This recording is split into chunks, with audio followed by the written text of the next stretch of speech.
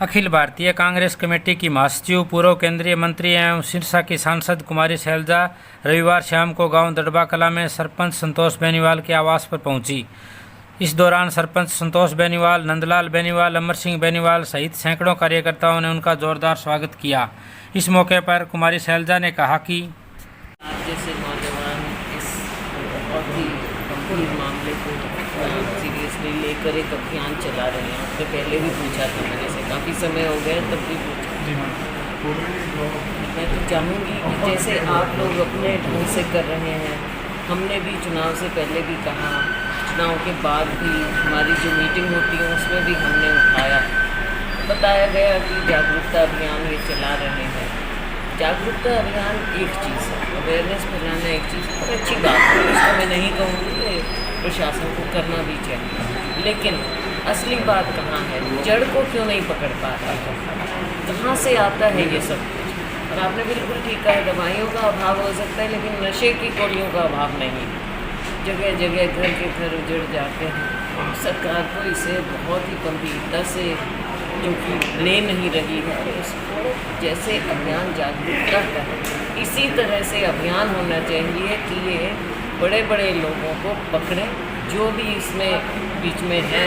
ये तो शहर शहर गांव गांव में हो गया, तो क्यों नहीं सरकार और प्रशासन और ख़ासतौर से पुलिस का महत्व इसकी ओर क्यों नहीं गंभीर हो रहा। इसके लिए हम सब मिलकर बिल्कुल करेंगे। और जहाँ से जो हमको आवाज़, मैंने मुख्यमंत्री जी को भी इसके बारे में आगाह किया है, उन्हें भी मैंने चिट्ठी भी लिखी है और हमने इसको उठाया भी है। लेकिन ये एक ऐसी लड़ाई है जो उनको लड़ते रहनी पड़ेगी और सरकार को इसे बहुत ही ज़्यादा गंभीरता से लेगी। बहन जी, आप इस क्षेत्र से आपका बड़ा लगाव, यहाँ मुख्य काम ही खेती है और अब सिंचाई का पानी नहीं मिल रहा है, और दूसरा रहा लड़कियों की शिक्षा को लेकर हम आपसे बातचीत करते रहे, दोनों ही मामलों में एक क्षेत्र है वो पिछड़ता जा रहा है। इस पर क्या? नहीं, सिर्फ ये नहीं, सिर्फ अपना दड़बा नबाग ये क्षेत्र में, बल्कि पूरे हर जगह से ये दिक्कत आ रही है, पानी की, पीने के पानी की, सिंचाई के पानी की।